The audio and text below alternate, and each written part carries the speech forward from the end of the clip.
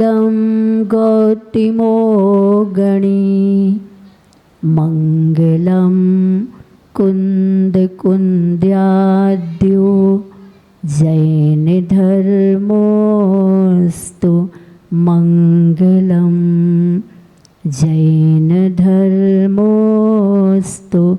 मङ्गलं जैनधर्मोऽस्तु मङ्गलं सर्वमङ्गलमाङ्गल्यं सर्वकल्याणकारकं प्रधानं सर्वधर्माणां जैनं जयतु शासनं जैनं जयतु शासनं वन्दे विद्यासागरम्।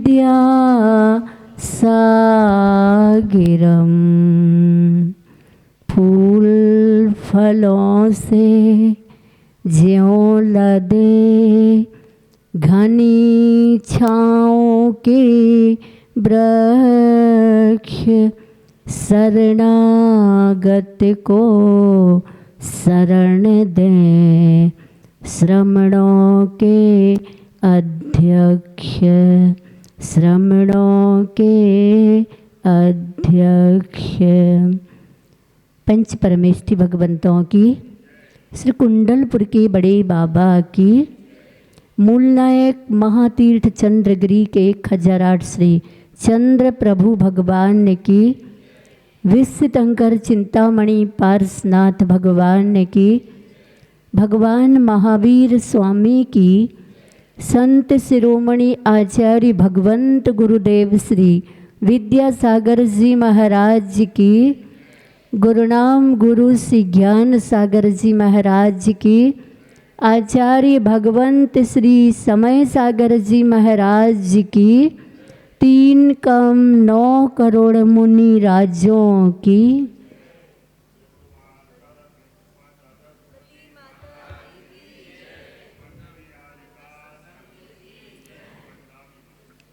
प्यारी प्यारी भव्यात्माओं, परम पूज्य आचार्य भगवंत के लिए जो पल पल बिता रहे थे बीतराग ध्यान में, जो पल पल बिता रहे थे बीतराग ध्यान में, सागर से भी गहरे विशाल गहरे ज्ञान में, सागर से भी विशाल गहरे ज्ञान में अहिंसा और सत्य को लुटा रहे थे जहान में, अहिंसा और सत्य को लुटा रहे थे जहान में। बोलो क्या फ़र्क था संत और भगवान में, बोलो क्या फ़र्क था संत और भगवान में। अद्भुत युग का कालखंड जो गुरु की साधना दर्शन आशीर्वाद और देशना से स्नपित था। आचार्य भगवंत ने इस युग को बोध दिया और बोध देने के उपरांत शोध का भी संकेत किया। बोध आपको श्रीफल देख करके बोध हो सकता है। ये श्रीफल चढ़े हैं, रूढ़ भाषा में नारियल कहते हैं, लेकिन जब कोई मंदिर या संत के चरणों में इसको समर्पित करता है तो ये श्रीफल कहलाता है। इसकी विशेषताएं हैं। आचार्य भगवंत का कहना है 2 प्रकार के नारियल होते हैं, एक नारियल कच्चा और एक नारियल पका सूखा।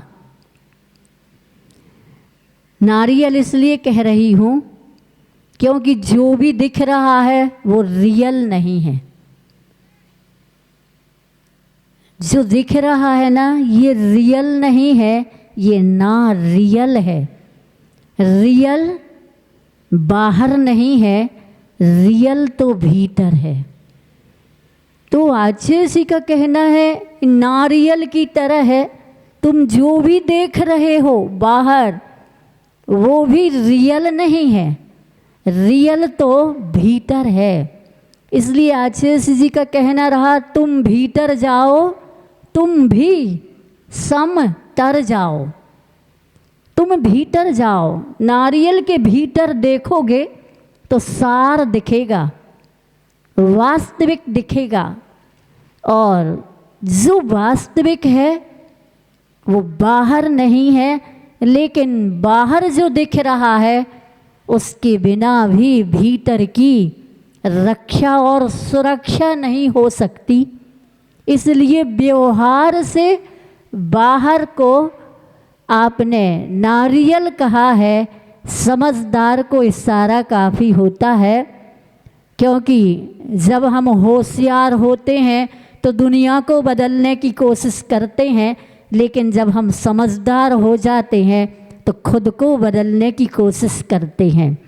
तो बदलने की आवश्यकता है। नारियल कहता हमें फोड़ो, हमें तोड़ो, हमारे ऊपर का कवच निकालो, तो तुम्हारे लिए भीतर वह सार मिलेगा जो हकीकत में स्वादिष्ट और खाने योग्य और आपको तृप्ति करने वाला होगा। परंतु अंतर की यात्रा कठिन तो है, दुर्लभ तो है, लेकिन असंभव नहीं है। सो हमें अचेतने इदम इदम दृश्य मच्चेतने मद्दृश्य चेतने तथा कौरुष्यामि कौतुष्यामि मध्यस्थो हम भवाम्यता। पूरी दुनिया सिर्फ बाहर देख रही है। क्या? पूरी दुनिया बाहर देख रही है और बाहर के आकर्षण में राग और द्वेष कर रही है। राग करने से उसको समेटने की कोशिश कर रही है, एकत्रित करने की कोशिश कर रही, और द्वेष करती है तो दूर करने की कोशिश करती है। पूरी दुनिया की दौड़ अंधाधुंध, यूं कहूँ तो बुरा मत मानना और अतिशयोक्ति नहीं है, भेड़ चाल। भेड़ चाल क्या कहलाती है? भेड़ हजारों भी भेड़ हों, आचार्य का कहना है हजारों भेड़ हों, आगे एक भेड़ जिस ओर हो जाती है उसके पीछे 999 भेड़ अनुकरण करती हैं।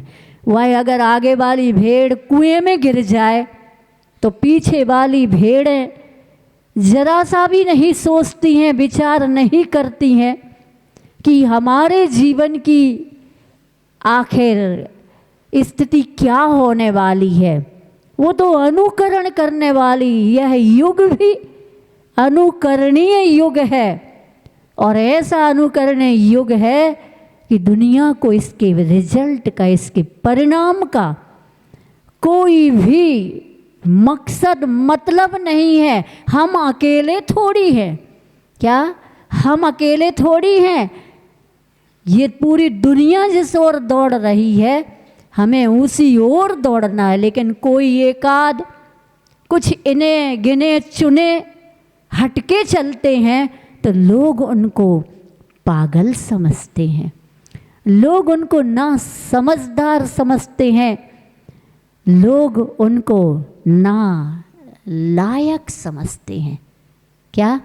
गाली नहीं दे रहे, ना लायक समझते हैं। लेकिन आचार्य जी का कहना है नारियल कच्चा होता है तो वो इस कवच से चिपका होता है। जिस कवच में सार नहीं है, इसको नारियल की क्या कहते? खोपड़ी है ना, ये कड़क वाला जो खाने में नहीं आता है। हाँ, समझदार लोग इसको भी फेंकते नहीं है, इसका भी उपयोग कर लेते हैं। दुनिया बहुत आगे की बढ़ गई है, उपयोग तो करते हैं, लेकिन रस रहस्य इस कठोर कवच में नहीं है। तो कच्चा नारियल चिपका होता है, ऐसे ही जिनका ज्ञान मिथ्यात्व के कारण कच्चा है, अज्ञान के कारण कच्चा है, कसायों के कारण कच्चा है, वो संसार से चिपका है, जड़ से चिपका है।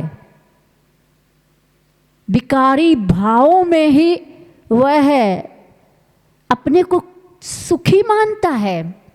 जैसे घर के बड़े बूढ़े, आजकल तो पता नहीं घर में कोई रहता है कि नहीं, हम दो, पहले हम दो हमारे दो, पहले तो ज्वाइंट फैमिली, वसुधैव कुटुंबकम, सामूहिक संयुक्त परिवार चलता था।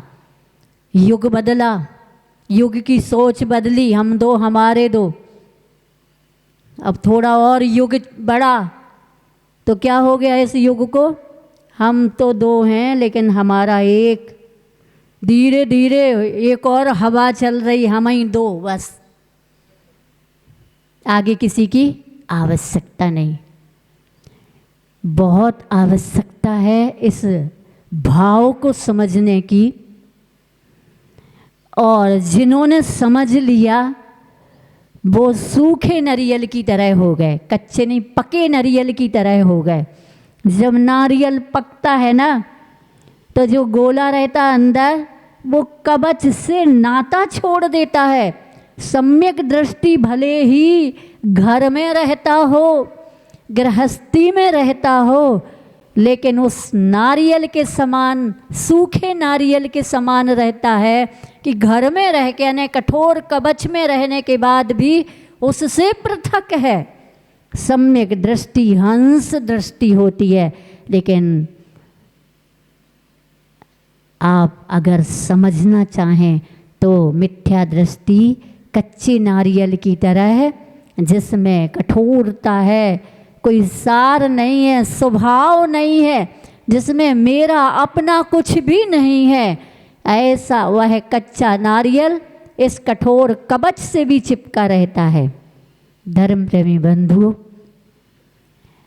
आप लोगों को आचार्य भगवंत ने इस युग को भरसक समझाने का प्रयत्न किया और उन्होंने इस युग को परिवर्तित भी किया और युग में चमत्कार भी हुआ। बात अमरकंटक की है, और उस समय जब आचार्य भगवंत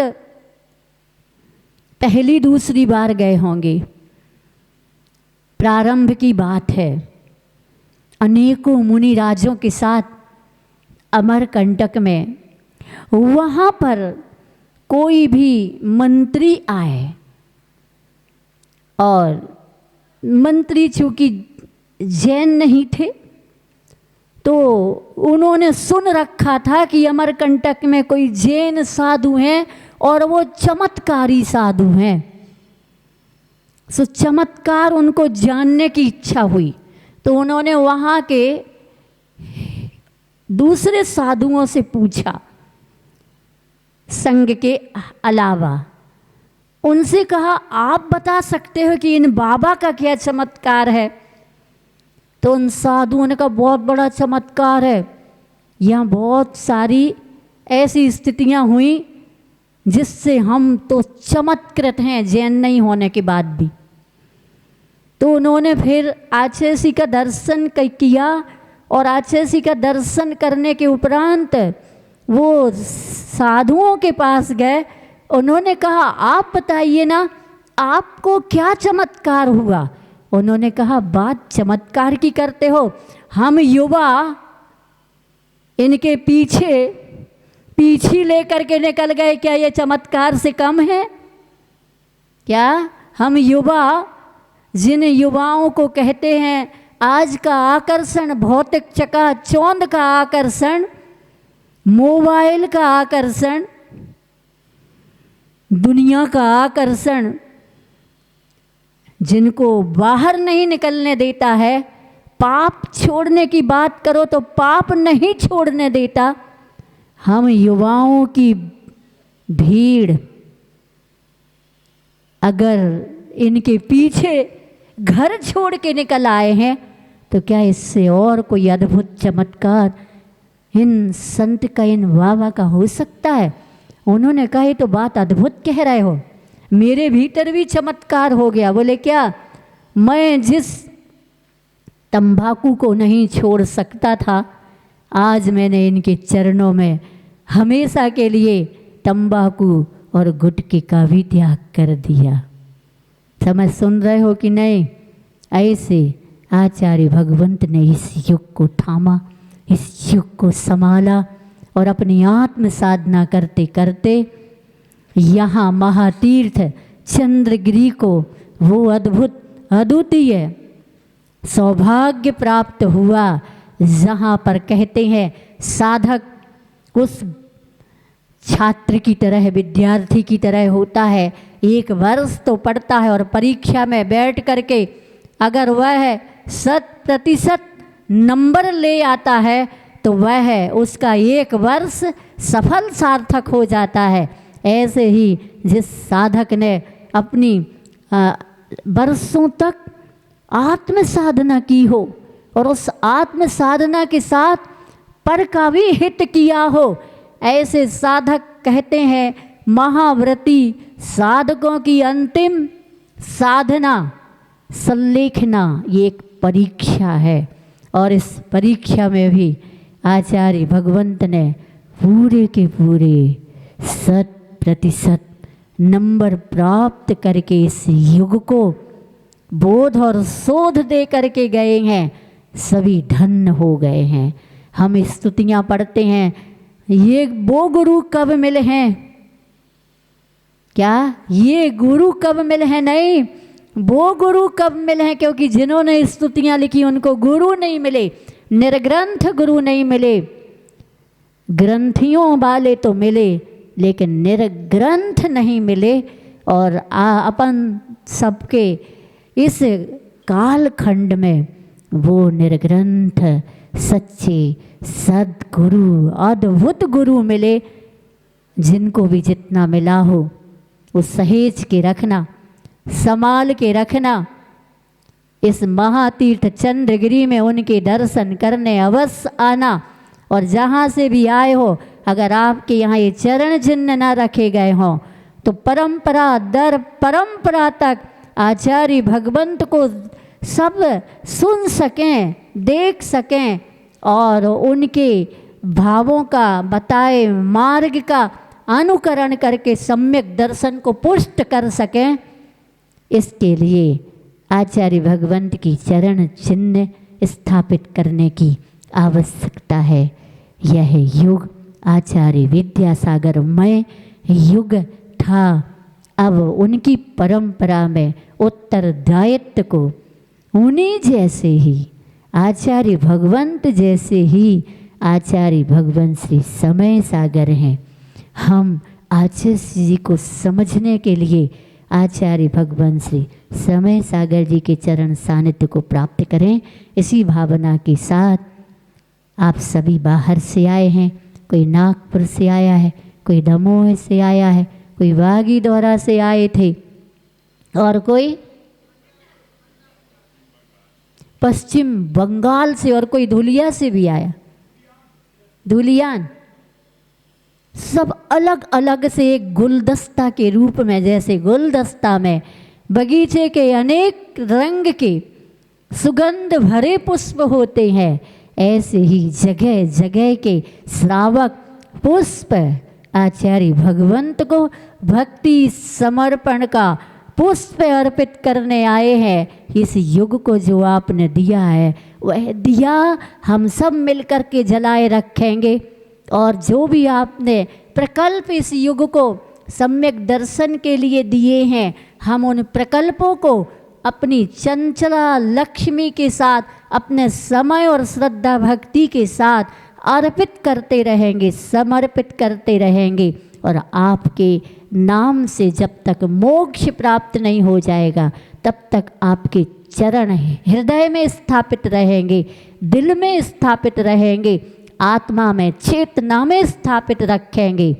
बस इसी भावना के साथ आप सबको यह समाधि स्थली में एक अद्भुत एहसास मिले, इसी भावना के साथ बोले आचार्य भगवंत गुरुदेव श्री विद्यासागर जी महाराज की, गुरु नाम गुरु श्री ज्ञान सागर जी महाराज की, आचार्य भगवान श्री समय सागर जी महाराज की, 3 कम 9 करोड़ मुनि राजों की।